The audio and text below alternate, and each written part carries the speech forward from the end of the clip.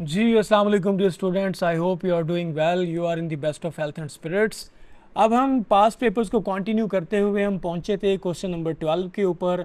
और आप ये ना समझें कि अभी तक आपने सिर्फ 12 सवाल किए हैं, आप यूँ समझें कि आपने 100+ क्वेश्चन जो हैं वो याद कर लिए हैं। अगर आपको जितना डाटा मैंने याद करवाया, जितना डाटा मैंने आपको प्रोवाइड किया, जितनी इन्फॉर्मेशन दी है, अगर आपने वो याद कर ली तो इसका मतलब है कि आप 100+ क्वेश्चंस अभी तक याद कर चुके हैं। अंडरस्टैंड। अब हमारा सवाल है कि less than 1% of earth water is fresh. वो कहता है कि ज़मीन के अंदर 1% से कम, तकरीबन 1% से भी कम वाटर जो फ्रेश है, जो पोर्टेबल है, जो पीने के काबिल है। बट दी ओशन कंटेन, लेकिन समंदरों के अंदर जो पानी है वो कितने परसेंट है? तो समंदरों के अंदर जो पानी है वो तकरीबन 97% है। और आपको पता है कि वो खारी पानी होता है, साल्टी वाटर होता है, और साल्टी वाटर आप नहीं पी सकते। अंडरस्टैंड। तो पीने वाला पानी वो कहता है लेस देन 1% बचता है। देखिए यहाँ पे 97 है, लेकिन यहाँ पे कह रहा है लेस देन 1%। तो बाकी परसेंट कहाँ पे गया? तो देखें, हमारे पास लगभग 3% वाटर जो होता है वो फ्रेश होता है। 3% वाटर फ्रेश। अब ये फ्रेश का मतलब ये है कि वो ओशन का पानी नहीं है, वो समंदरों का पानी नहीं है, बल्कि इससे हट के वो 3% पानी होगा। बाकी 97% ओशन में होगा, 3% होगा फ्रेश। अब ये जो 3% हमारे पास बचा है, 3%, अब इसमें आप यूँ समझो कि 3% के अंदर जो इसका 69% होगा वो ग्लेशियर्स में होगा। अब हम 3% का 100% कर रहे हैं ना, तो 3% का जो 70% है ना, तकरीबन 70% या 69%, वो होगा ग्लेशियर्स में। अब आप ग्लेशियर्स वाला पानी भी कोई नहीं पी रहे। और इसमें 30% अंडरग्राउंड होगा, अब ये भी आप कोई नहीं पी रहे। अब लेस देन 1% वाटर जो है वो लेक्स के अंदर है, नदियों के अंदर है, और रिवर्स के अंदर है। और ये लेस देन 1% वाटर जो है वो आप पीते हैं। समझ आई? अब आपको पता है कि इस्लामाबाद जो है, इस्लामाबाद का पानी कौन से रिवर से आता है जी? ये आपने सर्च करना है। तो ये रिवर के अंदर, लेक्स के अंदर जो है लेस देन 1% वाटर है जो आप पीने के काबिल होता है। 97% वाटर ओशंस में, 3% वाटर जो है फ्रेश है। उस 3 को भी हमने डिवाइड किया फर्दर, उसमें 69% ग्लेशियर्स में जाता है, 30% अंडरग्राउंड है, और पीछे बामुश्किल 1% बचता है जो लेक्स में है, नदियों में है, रिवर्स में है, दरियाओं में है, या स्वैम्प्स के अंदर है, वो पीने के काबिल होता है। अंडरस्टैंड। अब हम आते हैं मेन क्वेश्चन के ऊपर। मेन क्वेश्चन हमारे पास है 13 क्वेश्चन, 13वां सवाल। 13वां सवाल हमें ये कहता है कि who among the following is the current president of Azad and Jammu Kashmir. तो करंट प्रेसिडेंट आज़ाद जम्मू कश्मीर का कौन है? तो ये आपने ख़ुद भी सर्च कर लेना है, लेकिन बैरिस्टर सुल्तान महमूद साहब जो हैं वो गालिबन इसके प्रेसिडेंट हैं, और प्राइम मिनिस्टर इसके अनवारुल हक हैं। लेकिन डिस्पाइट दिस हम क्या कर लेते हैं, अभी हम सर्च कर लेते हैं, ये तो इसमें इतना बड़ा मामला ही नहीं है। अब देखें, आपके पास इंटरनेट मौजूद है, इंटरनेट को यूज़ करते हुए आपके सामने मैं सर्च करूँगा। ठीक है जी, ये देखें आप, who is current PM of Azad Kashmir. नहीं जी, अनवारुल हक साहब, चौधरी अनवारुल हक साहब प्राइम मिनिस्टर हैं। अब प्रेसिडेंट देख लेते हैं जी। प्रेसिडेंट हैं जी सुल्तान महमूद चौधरी साहब। ठीक है जी, यहाँ पे हमारी इन्फॉर्मेशन बिल्कुल ठीक लिखी हुई है। तो अभी जो प्राइम मिनिस्टर हैं आज़ाद कश्मीर के, वो अनवारुल हक साहब हैं, और जो प्रेसिडेंट हैं वो सुल्तान महमूद साहब हैं, सुल्तान महमूद। अंडरस्टैंड जी। यहाँ पे मैंने एक और नोट भी लिखा है कि आज़ाद जम्मू कश्मीर की जो लेजिस्लेटिव असम्बली है उसकी 53 मेंबर्स हैं। अब आपको दिखने में लग रहा होगा कि यार ये तो एक छोटा सा सवाल है, लेकिन आज़ाद कश्मीर और जम्मू कश्मीर और जो यूनाइटेड कश्मीर था, इसके ऊपर जितने सवाल आ सकते हैं या जो पूछे गए हैं, उन सारे सवालों को हम डिस्कस करते हैं। लेट्स मूव जी। अब हम डियर स्टूडेंट्स, अब हम देखते हैं कश्मीर का तारीख़ी पस मंज़र और कश्मीर की तारीख़ क्या है, इसके अंदर क्या क्या सवाल पूछे जा सकते हैं और जो पूछे गए हैं। कश्मीर आपको पता है कि पार्टीशन से पहले एक प्रिंसली स्टेट थी, एक देसी रियासत थी, जिसमें 77% मुस्लिम पॉपुलेशन थी। उस वक्त इसकी कुल आबादी थी 2,90,000। ठीक है, और इसको रूल कर रहा था हरी सिंह। हरी सिंह इसको रूल कर रहा था, और हरी सिंह के पास कश्मीर कैसे आया उसको भी हम डिस्कस करते हैं। राइट जी। हु अंडर द प्रेशर, जिसने प्रेशर के अंदर अनाउंस कर दिया कि इंडिया पार्ट है जी, इंडिया का हम अलहाक करते हैं, सॉरी कश्मीर का हम अलहाक करते हैं इंडिया के साथ। 26 अक्टूबर को इसने ये ऐलान किया था, तो 27 अक्टूबर को लॉर्ड माउंटबेटन ने ये एक्सेशन या इल्हाक जो था उसको कबूल कर लिया। Understand. On the same day, बिल्कुल इसी दिन, कायद आज़म मोहम्मद अली जिन्ना ने जनरल ग्रेसी को, जो उस वक्त रॉयल पाक आर्मी को लीड कर रहे थे, कमांडर इन चीफ थे, कायद आज़म ने उनको हुक्म दिया कि वो फ़ौरन कश्मीर के अंदर अपने ट्रूप्स को भेजें, क्योंकि इंडिया ने अपनी फ़ौजें कश्मीर के अंदर उतार दी थी। तो जनरल ग्रेसी ने बड़ी माजरत के साथ कायद आज़म को इनकार कर दिया। ठीक है, उसने फॉलो नहीं की इंस्ट्रक्शन को। तो ये कमीशन ने सवाल पूछा हुआ है कि कौन सा जनरल था जिसने कायद आज़म को इनकार किया। तो पूछते हैं फ्रैंक मेजरवे था, ग्रेसी था, ऑकनलेक था, या अयूब खान था। तो जनरल ग्रेसी है जिसने कायद आज़म को इनकार किया था। राइट। अब हुआ क्या कि नेशनल कॉन्फ्रेंस जो कि पार्टी थी कश्मीर की, उसका शेख अब्दुल्ला जो था उसको जेल से रिलीज़ कर दिया गया, क्योंकि ये जो है वो वफ़ादार बन गया इंडिया का। इसको इंडियंस ने नेशनल कॉन्फ्रेंस के इस लीडर को आज़ाद कर दिया।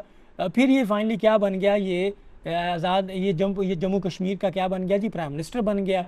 तो मुस्लिम कॉन्फ्रेंस लीडर जैसे थे मीर वाइज़ यूसुफ और ग़ुलाम अब्बास, इनको डिटेन कर दिया गया, इनको जनाब जो है वो जेलों के अंदर बंद कर दिया गया। तो उस वक्त जो पार्टी थी नेशनल कॉन्फ्रेंस, उसको लीड कर रहे थे शेख अब्दुल्ला ने साजबाज कर ली इंडियंस के साथ, इसलिए उसको प्राइम मिनिस्टर बना दिया।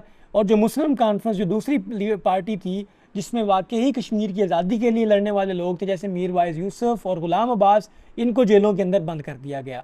तो कश्मीर की आबादी, ये इसका सवाल पूछा गया, 1941 के अंदर तकरीबन 29 लाख थी। ठीक है, तो ये इसकी आबादी कितनी थी जी, 29 लाख थी। Understand ji.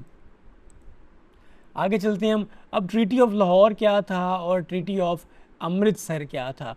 Treaty of Lahore को हम सबसे पहले देखते हैं 9 मार्च 1846 को। आपको पता है कि 1846 में पहली एंग्लो सिख वार हुई थी। एंग्लो सिख वार, एंग्लो किसे बोलते हैं जी, अंग्रेज़ों को, और सिख, एंग्लो सिख वार हुई थी 1846 में। इसमें एंग्लो या एंग्लो सेक्सन जो ब्रिटिश थे, उन्होंने सिख एम्पायर को शिकस्त दे दी। अब होता क्या है कि जो दुलीप सिंह था, जो कि महाराजा रंजीत सिंह था, आपको पता है कि ये कश्मीर की जो उस वक्त रियासत थी ये सिखों के कंट्रोल में थी। तो इसका उस वक्त जो राजा था दुलीप सिंह था। अब दुलीप सिंह को सिखों ने शिकस्त दे दी। दुलीप सिंह बेटा था महाराजा रंजीत सिंह का। तो ब्रिटिश ईस्ट इंडिया कंपनी ने दुलीप सिंह को शिकस्त दी और फर्स्ट एंग्लो सिख वार में ब्रिटिश जीत गए। अब ब्रिटिश ने यह कहा कि सिखों, अगर तुम लोगों ने हमारे साथ जो जंग लड़ी है, इसमें हमारा जो नुकसान हुआ है, या तो आप वो हमारा नुकसान पूरा करो, अगर वो नुकसान पूरा नहीं कर सकते तो ये टेरिटरी हमारे अंडर दे दो। अब दुलीप सिंह ने कहा कि जनाब भाईजान, हम ये तो आपका जो नुकसान है ये पूरा नहीं कर सकते, हर्जाना अदा नहीं कर सकते। आप ये करो कि ये जो कश्मीर की रियासत है ये आप अपने हैंड ओवर कर लो, इसको आप अपने कंट्रोल में ले लो। तो ट्रीटी ऑफ लाहौर के तहत दुलीप सिंह ने कश्मीर की रियासत हर्जाने के तौर पे ब्रिटिश ईस्ट इंडिया कंपनी को दे दी थी। यहाँ पे सिखों के कंट्रोल से निकलता हुआ कश्मीर किसके कंट्रोल में आया, ब्रिटिश ईस्ट इंडिया कंपनी के कंट्रोल में। अब 1846 में ये मुआहदा हुआ था ट्रीटी ऑफ लाहौर। तो ट्रीटी ऑफ लाहौर के तहत जो कश्मीर था वो सिखों से ईस्ट इंडिया कंपनी के कंट्रोल में आ गया। अब 1846 में ही दूसरी एक ट्रीटी होती है। अब आपको पता है कि सिखों के साथ जब ब्रिटिश की जंग हुई तो सिखों में भी कुछ गद्दार मौजूद थे। उसमें राजा गुलाब सिंह भी था। तो गुलाब सिंह ने इसमें ब्रिटिश का साथ दिया। तो अब होता ये है कि 1846 में ब्रिटिश ने खुश होकर गुलाब सिंह को 7.5 मिलियन 75 लाख रुपए में ट्रीटी ऑफ अमृतसर के तहत कश्मीर जो है वो गुलाब सिंह को दे दिया। अब देखें, ट्रीटी ऑफ लाहौर के तहत ब्रिटिश ने दुलीप सिंह से कश्मीर छीना और ट्रीटी ऑफ अमृतसर के तहत अपने वफादार गुलाब सिंह को 75 लाख में गुलाब सिंह को बेच दिया कश्मीर का इलाका। तो ये थी हमारे पास ट्रीटी ऑफ अमृतसर। अंडरस्टैंड, यहाँ तक अब आपको ये बात समझ आ गई होगी। अब हम थोड़ा सा मज़ीद देखते हैं जी, कमीशन मज़ीद इसमें से क्या सवाल पूछ सकता है। अब 17 अगस्त को पूंछ के जो सरदार थे, सरदार अब्दुल कयूम, वो जनाब 60,000 का लश्कर लेके उन्होंने जंग शुरू कर दी इंडिया के ख़िलाफ़। सरदार इब्राहिम ख़ान साहब ने भी जंग इंडिया के ख़िलाफ़ ऐलान जंग कर दिया और 24 अक्टूबर को इन्होंने एक इलाका आज़ाद करवा लिया था, वो था आज़ाद कश्मीर। जो आपके पास आज आज़ाद कश्मीर है वो इन लोगों की एफ़र्ट की वजह से है। अब कमीशन ने ये सवाल पूछा है कि यूनाइटेड नेशन के अंदर सबसे पहले कश्मीर का मामला कौन लेके गया था, तो 1 जनवरी 1948 को इंडिया जो है वो कंप्लेंट लेके गया था यूनाइटेड नेशंस के अंदर, उसकी सिक्योरिटी काउंसिल में। वो ये थी कि जनाब पाकिस्तान जो है इन बागी लोगों को, इन इन्वेडर्स को, इन हमला आवरों को मदद दे रहा है इंडिया के ख़िलाफ़, इंडिया की गवर्नमेंट के ख़िलाफ़ कश्मीर के अंदर।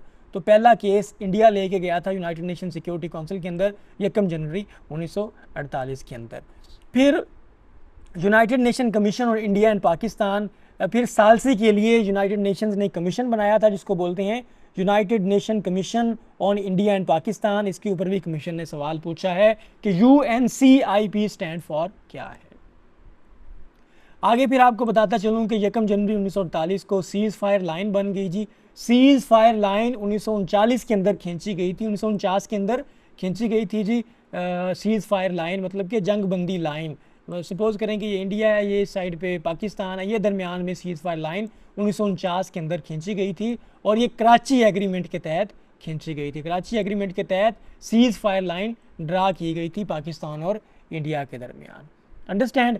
अब आपको पता होना चाहिए कि आगे इसमें मज़ीद सवाल क्या आ सकते हैं जी।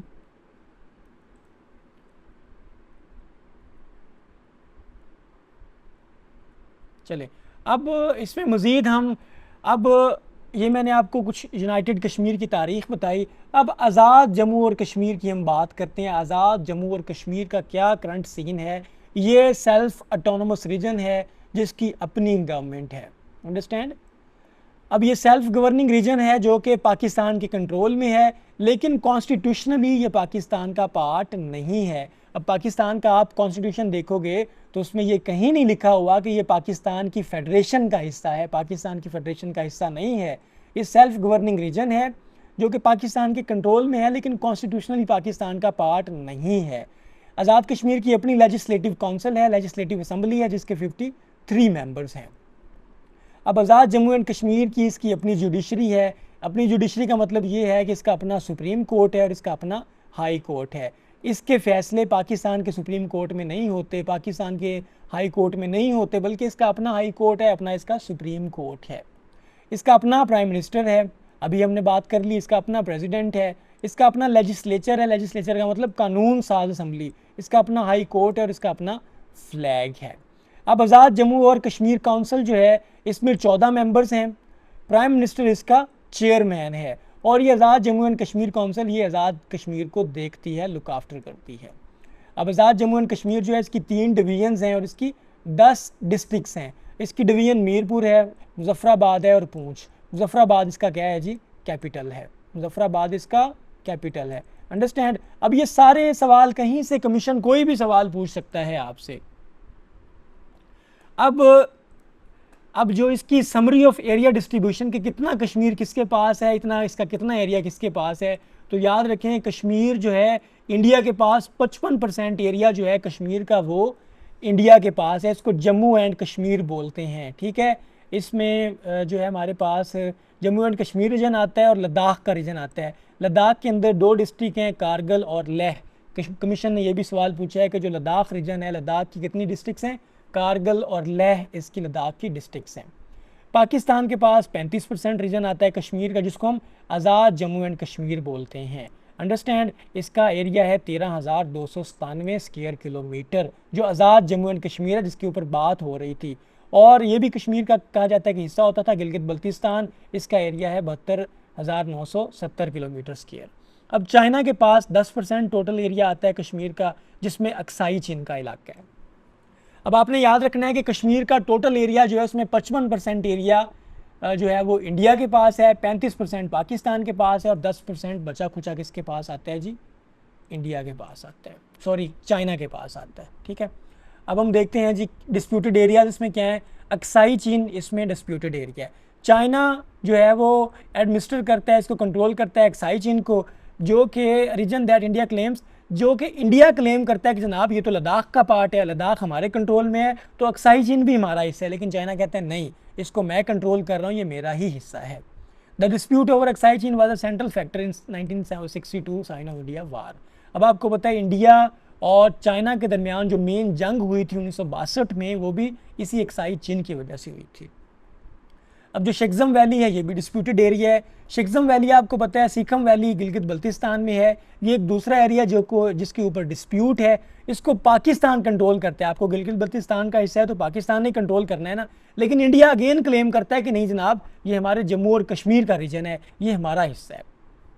अंडरस्टैंड। अब आपको पता होगा कि 1963 में पाकिस्तान और चाइना ने अपनी बाउंड्री साइन की थी, साइनो पाकिस्तान बॉर्डर एग्रीमेंट हुआ था, जबकि जिसमें पाकिस्तान ने सिखम वैली का कंट्रोल चाइना को दे दिया था, लेकिन इंडिया इसको रिकग्नाइज नहीं करता।